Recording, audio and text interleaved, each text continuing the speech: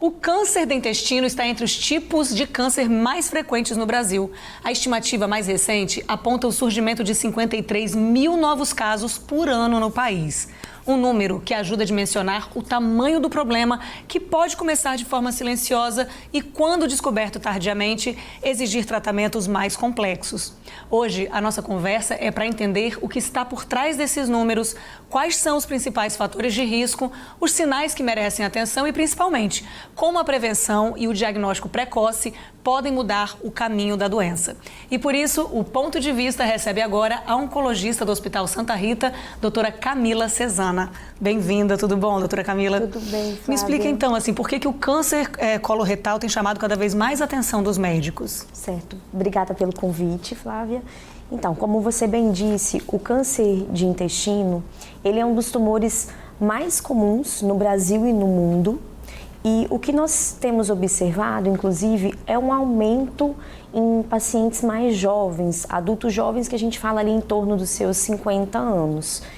E por ter essa alta incidência, acaba sendo um problema de saúde pública, daí a importância da gente conhecer os sinais de alarme, os fatores de risco e como prevenir esse tipo de tumor. Então, é um dado que chama atenção, né? De estar cada vez mais sendo diagnosticados em pessoas cada vez mais jovens. Então, o que já se sabe sobre possíveis fatores associados ao desenvolvimento da doença? A gente sabe que o câncer de intestino ele tem uma causa multifatorial, então são vários fatores. Nós temos fatores genéticos, familiares, mas isso é menos comum, só 10% dos tumores eles têm causa familiar. E a maior parte dos fatores de risco se deve a fatores modificáveis, então como a obesidade é um fator de risco para câncer de intestino, uma dieta com pouca fibra e muito ultraprocessados, isso já é provado, o próprio envelhecimento da população, a questão de etilismo, tabagismo, tudo isso são fatores de risco conhecidos. Então, os hábitos de vida estão completamente correlacionados ao desenvolvimento da doença? Muito relacionados, que são fatores modificáveis. E o que já sabe, então, você falou aí de alimentos ultraprocessados, né? As carnes processadas têm realmente uma ligação com esse risco de câncer? Sim, alimentos ultraprocessados, embutidos.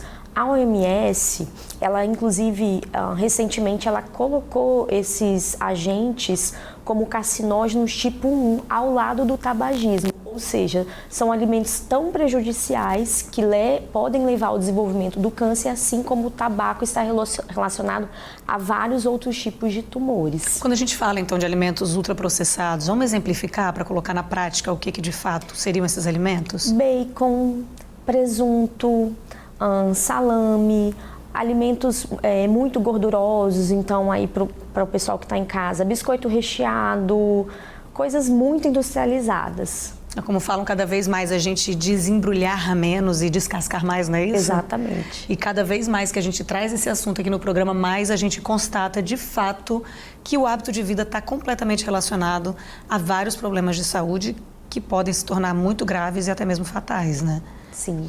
Então, vamos lá, quais os principais, já que a gente está hoje falando especificamente do câncer coloretal, que é o câncer do intestino, não é isso? Sim. Quais os sintomas, os sinais, o que fica de alerta para a pessoa já ligar aquele sinalzinho, opa, tem algo errado aqui que pode ser um indício de câncer? O que é um sintoma que vai chamar a atenção e que esse paciente deve procurar um médico? Então, sangramento em fezes, mudança do padrão intestinal, então o paciente alternar intestino preso com diarreia, dor abdominal, dor ao evacuar, um emagrecimento inexplicável, uma anemia. Tudo isso são fatores e que o paciente deve procurar ajuda médica.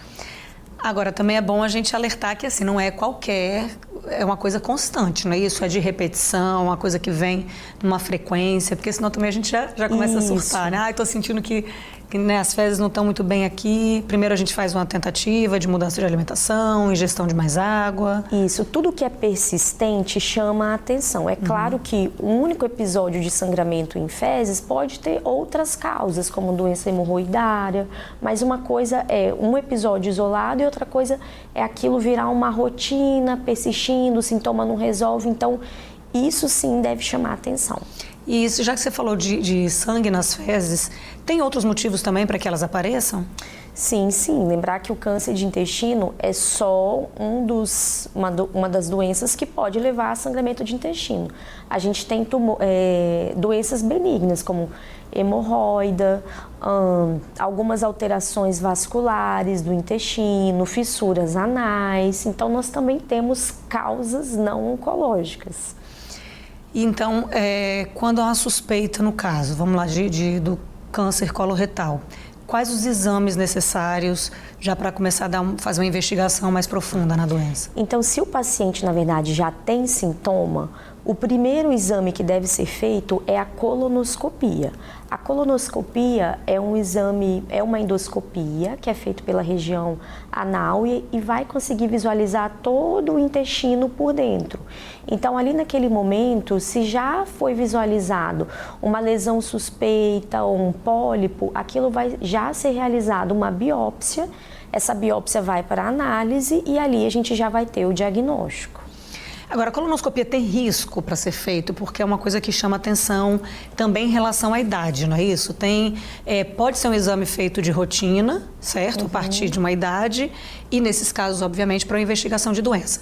Mas ela, para quem não tem suspeita nenhuma, a partir de que idade ela deve ser feita e quais os cuidados? Porque a gente sabe que tem um preparo ali, né? Todo com muito cuidado e a gente tem que ter algumas atenções especiais, não é isso? Sim. Então, tudo que eu falei foi a colono de diagnóstico para quem já está sintomático. Certo. Existe aquela indicação que é o rastreamento, que é o paciente que não está sentindo nada. Então, toda pessoa com mais de 45 anos deve realizar uma colonoscopia. Tá? Um intervalo de quantos anos? Se a primeira estiver normal, a cada 5 ou 10 anos, tá? Certo. Se eu tenho um familiar de primeiro grau com histórico de câncer de intestino, essa pessoa precisa fazer o exame de forma mais precoce. A partir dos 10 40, anos antes. 35. Por exemplo, se eu tenho uma mãe que teve câncer de intestino aos 40 anos, então eu preciso fazer aos 30 anos, ao invés dos 45, certo? A colonoscopia, de modo geral, a gente tem que alertar a população que é um exame muito seguro, confiável, tá? É claro que nenhum procedimento é isento de complicação. Especialmente esses mais invasivos, Sim, né? pode existir, mas é muito raro. A chance é menor que 5% de perfuração intestinal, mas isso é a exceção, certo? Como eu falei, é um exame seguro. Esse preparo, ele pode ser feito em casa. O paciente precisa usar laxantes para limpar o intestino, para esse exame ser feito de qualidade, com qualidade. Mas a gente está falando aqui de câncer, mas tem outras doenças, né? Outras coisas que podem também ser encontradas, no caso, em exames como a colonoscopia, né? O que são os pólipos intestinais? Qual que é a relação deles com o câncer coloretal? Então, pólipos a gente considera que são lesões pré-malignas, são precursoras de câncer. Então, normalmente, os pólipos, quando vistos na colonoscopia, eles são retirados e enviados para análise. Mas, normalmente, são tumores benignos. Aí, no caso, para quem já aponta ali no exame, de repente tem que ficar mais atento, mesmo que não seja o resultado maligno, você já liga um sinalzinho de alerta, tem que acompanhar com um tempo menor? Como é que deve proceder quem encontra um pólipo desses? É porque existem vários tipos de pólipo. Esse pólipo é retirado e ele vai para análise. Dependendo do tipo, às vezes quando é um adenoma, por exemplo, de alto grau, que é um tumor benigno, mas ainda um pouco mais perigoso, digamos assim, entre aspas, às vezes a gente precisa repetir essa coluna no intervalo menor. Ao invés de 5, 10 anos, a gente faz anual, a cada 2 anos. Então, dependendo do resultado desse pólipo, o paciente precisa, sim, fazer uma colono no intervalo menor. Bom, a gente está falando aqui da colonoscopia, mas existem outros também procedimentos, outros exames para fazer um rastreamento, certo? Certo. Quais seriam hoje eles existentes? Então, a gente tem o sangue oculto de fezes. E neste último ano, a gente teve a incorporação pelo Ministério da Saúde de um exame chamado FIT, que é o Teste Imunoquímico Fecal. E ele foi também recentemente, as pessoas podem realizar também todo esse tipo de procedimento, de tratamento pelo SUS, correto? Sim, esse teste nada mais é do que uma coleta de exame de fezes. O paciente vai receber um kit e ele vai tentar identificar sangue nas fezes, tá? Ele acaba sendo mais específico do que o sangue oculto e ele vai ser indicado a partir de pessoas dos 50 aos 75 anos. Quando esse exame estiver alterado, o paciente ele deve ser encaminhado para realizar a colonoscopia. Caso ele seja normal, ele vai ser repetido a cada 2 anos. E isso aqui no estado a gente está falando, tem a possibilidade de se fazer no Hospital Santa Rita. É uma das bases, tem outros pontos também, outros locais. É porque, na verdade, o Ministério da Saúde, ele está fazendo uma transferência gradual do sangue oculto tradicional para esse novo teste e vai ser um exame distribuído amplamente disponível na rede básica de saúde, unidade básica de saúde, não somente em hospitais. Então, o histórico familiar de câncer coloretal, apesar de ser ainda uma relação baixa, né? Pelo que você falou, o fator genético ainda é pouco expressivo em relação aos outros diagnósticos hoje detectados aí do câncer. Mas quando você tem um histórico familiar, então, pode mudar a forma como uma pessoa deve ser acompanhada? Sim. Existem algumas síndromes genéticas, tá? Não tão comuns, mas quando o paciente é portador dessa síndrome genética, por exemplo, às vezes a pessoa precisa fazer uma colono anual. Em casos mais precisos, às vezes a gente faz a cirurgia do intestino antes mesmo dela desenvolver o câncer, porque a gente sabe que o risco é muito maior. Mas, como eu disse, são situações especiais, situações de exceção. E quando a gente fala então em prevenção, né, já falamos aqui em relação a hábitos de vida, mas o que a gente então pode fazer para que de fato contribuir, no caso, para a redução do risco, né, de câncer coloretal? Então, a gente conhecendo os fatores de risco principal, o que a gente vai recomendar para a população? A questão da obesidade, então perda de peso, realizar atividade física, uma alimentação equilibrada com muita fruta, fibras, evitar os alimentos ultraprocessados, carne vermelha. Então, tudo isso são os principais fatores que a gente pode fazer para diminuir a incidência desse tumor. E sintomas também podem chegar de uma forma meio silenciosa, né? Qual a gente falou aí de diarreia, dores abdominais, tem algum outro sintoma que de repente seja pouco conhecido pela população e que acabe chegando de uma forma silenciosa e que deve dar uma atenção mais especial? Olha, de modo geral, os sintomas principais são aqueles: sangramento, dor abdominal, mas é claro que a gente vai ter uma parcela da população que não vai ter sintoma. Então, é justamente por isso que a gente recomenda os exames de rastreamento, porque às vezes a pessoa não está sentindo nada e aquele tumor só vai ser visto no exame da colonoscopia. Recentemente a gente teve aí uma pessoa de grande expressão, né, no nosso cenário artístico nacional, que foi a Preta Gil, que teve uma luta gigantesca contra esse tipo de câncer. E quero entrar mais um pouquinho nesse assunto, porque eu acho que ela foi uma porta-voz também, né? Despertou atenção e especialmente para este aumento no número de pessoas mais jovens. Então vamos conversar um pouquinho sobre isso, mas a gente vai dar uma pausa. Você não saia daí, porque a gente fala sobre tudo isso e muito mais daqui a pouquinho. É um minutinho só.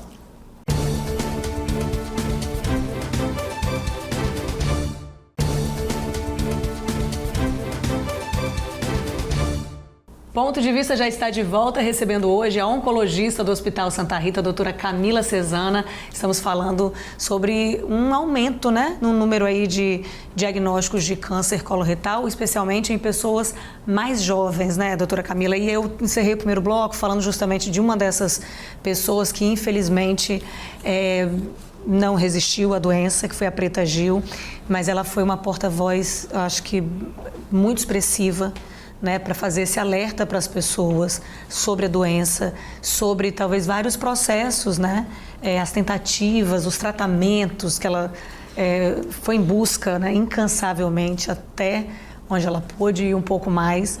Mas acho que ficou um alerta especificamente para essas pessoas mais novas também. Queria que você falasse aqui para a gente um pouco sobre o caso dela, se teve alguma diferença, porque existem vários pontos, né, onde esse câncer pode ser identificado. Explica um pouquinho para a gente de uma forma mais ampla sobre a doença de uma forma geral. Certo, então o caso da Preta Gil teve uma grande importância porque justamente ela trouxe essa voz.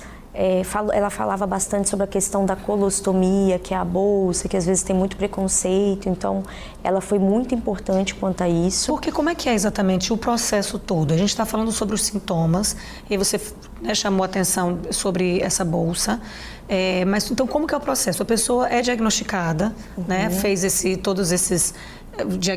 entendeu, identificou os sintomas, fez uma colonoscopia, o FIT, identificou ali a doença. Como é que começa? Vamos falar desse passo a passo, do tratamento da doença e desses pontos que, me perdoe, acabei te interrompendo, onde podem ser identificados os diferentes tipos de câncer. Certo. Então, a partir do momento que a pessoa recebe o diagnóstico, essa pessoa ela precisa realizar exames que a gente fala de estadiamento, que são tomografias da parte do abdômen e da parte do pulmão, justamente para a gente saber se aquela doença só está localizada ali no intestino ou eventualmente ela tem metástase. Metástase é quando o tumor ele sai ali do órgão que ele surgiu e ele vai para outras partes do corpo. Certo. Quando a gente tem uma doença localizada, que só está no intestino, o tratamento principal é a cirurgia. Certo. Tá? Para retirada, Para retirada total daquele tumor. E aí, em relação ao uso ou não da bolsa de colostomia, isso vai depender muito da localização desse tumor, se foi possível fazer a anastomose, que é a junção das alças intestinais. Então, realmente é uma coisa de caso a caso para saber se o paciente vai permanecer com uma colostomia ou não. Porque isso depende do tipo de cirurgia realizada, é isso? Do tipo de cirurgia, da localização desse tumor, da condição clínica do paciente. Então, é algo mais complexo. E aí, como que funciona, no caso, uma bolsa dessa, para quem, né, não tem conhecimento? Porque tem gente como ela que encontrou ali uma força para lidar com aquilo e servir de exemplo para outras pessoas. Eu lembro dela tomando mergulho, né, indo para o mar, ou pelo menos colocando o pé ali na água, ela tentando ter uma vida o mais normal dentro do possível. Isso. A colostomia, então, o que acontece? É como se uma alça do intestino, ele ficasse à amostra, ali na região do abdômen, e é colocada uma bolsa, como se fosse uma bolsa plástica. Essa bolsa, ela é descartável, ela pode ser trocada, esvaziada. E o mais importante é a gente entender que essa colostomia, ela não vai limitar o paciente em relação ao seu trabalho, a realização de atividade física. Então, isso é um mito que a gente tem que quebrar. É claro que no início é um processo de adaptação, mas eu tenho, por exemplo, vários pacientes, eu tenho pacientes atletas, pacientes que trabalham e que muitos não têm uma previsão de reverter a colostomia, que vai ser, às vezes, uma colostomia definitiva. É mesmo, existe essa possibilidade, sim, né? A pessoa não tem chance, é melhor a vida, né? Isso. E voltando a falar do tratamento, então o tratamento principal é a cirurgia. E aí, depois da cirurgia, dependendo do estágio desse tumor, às vezes a gente vai precisar fazer um tratamento complementar com quimioterapia ou às vezes também rádio. Às vezes a rádio, dependendo, pode ser feito antes também. E o que a gente sabe é que quanto mais inicial esse tumor ele é diagnosticado, a chance do paciente precisar de um tratamento complementar, além da cirurgia, ela é menor. Isso é para a doença localizada. Quando o paciente tem uma doença já avançada, com metástase para outros órgãos, como pulmão, Fígado, normalmente o tratamento ele é feito com quimioterapia, às vezes a gente associa anticorpos, que são vacinas, e aqui é importante a gente citar que o tratamento ele tem evoluído muito ao longo dos últimos anos, inclusive no Hospital Santa Rita a gente tem um centro de pesquisa clínica que a gente consegue testar novas drogas, mostrar a eficácia das drogas, então isso é um ponto importante para a gente informar toda a população capixaba. Tem evoluído, então. Sim, é uma notícia muito positivamente, boa. isso. E é comum, assim, ter esse grau de metástase? Então, realmente, a gente tem uma parcela de pacientes que já chegam com a doença muito avançada e isso colabora com tudo que a gente já falou. Às vezes são pacientes que ou não tiveram um acesso rápido ao exame de rastreamento, tiveram uma dificuldade de chegar ao médico, ou às vezes, infelizmente, são pacientes que também ignoraram esses sintomas de alarme, às vezes pelo próprio desconhecimento de não saber. E por isso que a gente está aqui hoje alertando a população. Isso aí, informação, né? Sempre muito bem-vinda. E em relação a essas pesquisas, você falou que a gente tem aqui no Hospital Santa Rita um centro, né, de pesquisas, mas isso em nível de Brasil, de mundo, como é que está hoje em relação às pesquisas destinadas especificamente para esse tipo de câncer? Então, como eu falei, tem evoluído. Nas últimas décadas, por exemplo, a gente tratava tumores intestinais apenas com quimioterapia tradicional, convencional, tá? Nos últimos anos, a gente já estabeleceu o papel da imunoterapia para esses tumores. Claro que é uma porcentagem pequena de pacientes que é candidato ao uso, mas é um tratamento que tem revolucionado e a gente fala até em cura, até mesmo naquela doença metastática avançada. Isso é o que tem de mais novo quando a gente fala em tumores coloretais, que é a imunoterapia. Coisa boa, né? Acho sempre incrível a gente poder noticiar aqui esse tipo de, pelo menos, possibilidades, né? Avanço nessas pesquisas, que já existem pesquisas sendo realizadas sempre em busca da cura. Cada uma dessas são doses para a gente também de esperança cada vez mais, e para a gente passar isso para o nosso público, para a nossa audiência também chega a dar aquele frescor assim na alma, sabe? Quando a gente fala também do câncer coloretal, tem a aparência das fezes também, não é isso? Que ela muda e não é só uma diarreia ou uma prisão de ventre, como a gente falou, permanente, né, insistente, mas existe também uma mudança no formato das fezes, não é isso? Sim, a gente pode ter o chamado fezes em fita, porque às vezes acontece um estreitamento, então o paciente tem uma dificuldade de evacuar, isso gera uma alteração na forma das fezes. Isso também é um sintoma, um sinal de alarme. Sabe uma coisa que me chama a atenção? Hoje em dia são os aparelhos das louças de banheiro, tipo vasos sanitários nas cores escuras.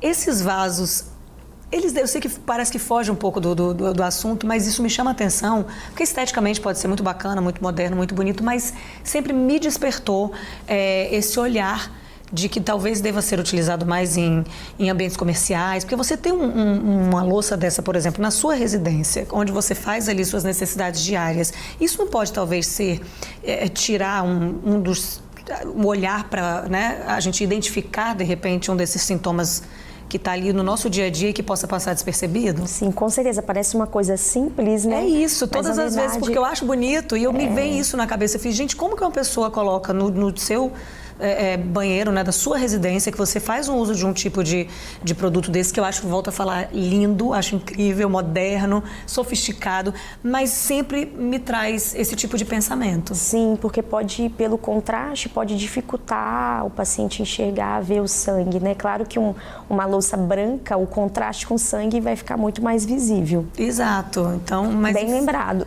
Pois eu acho que podia vocês ir junto com... Mas é sério, parece que é uma coisa simples, banal, mas de repente despertar o olhar dessas empresas, de ter algum tipo de indicação, sabe? Igual a gente tem, né, para bebida ali que deve consumir, com a quantidade de tudo que é exagerado e tal. Eu acho que deveria ter algum tipo de alerta nesse tipo de produto também. É uma coisa que sempre me chamou a atenção, então, quem sabe, né? Doutora Camila, a gente vai, então, assim, encerrando, chegando já ao finalzinho do nosso programa. Quero te agradecer imensamente a participação. Quero deixar esse espaço aqui aberto para qualquer informação de grande importância sobre esse tema que que você queira deixar aqui para os nossos espectadores ou mais dicas, né, que você já falou aí para a gente cuidar mais do nosso hábito de vida, o espaço fica aberto para você. Muito obrigada, Flávia. Então, o meu recado final eu acho que a primeira coisa que a gente tem que fazer é adotar hábitos saudáveis para prevenção. E se você recebeu um diagnóstico de câncer de intestino, procure um centro de referência. O Hospital Santa Rita tem toda uma equipe habilitada para tratar esses pacientes, com equipe de cirurgia oncológica, oncologista, radioterapeuta, radiologista, equipe multidisciplinar, psicólogo, nutricionista, todos de braços abertos para tratar e receber e acolher esse paciente. Muito obrigada. A gente que agradece muitíssimo aqui a sua participação hoje com a gente e fica sempre o alerta, né, para você que está em casa, como a gente vem falando muito, além da mudança dos hábitos de vida, você manter seus exames de rotina sempre em dia, porque qualquer sintoma, qualquer coisa, e especialmente qualquer doença, quando for identificada logo no início, tem maiores chances de cura e de um tratamento apropriado, não é isso? Com certeza. Obrigada, tá? Mais uma vez. E é isso, gente. Obrigada também a você pela sua audiência. Mais um dia eu vou ficando por aqui, mas te esperando no próximo programa. Beijo grande e até lá. Tchau, tchau.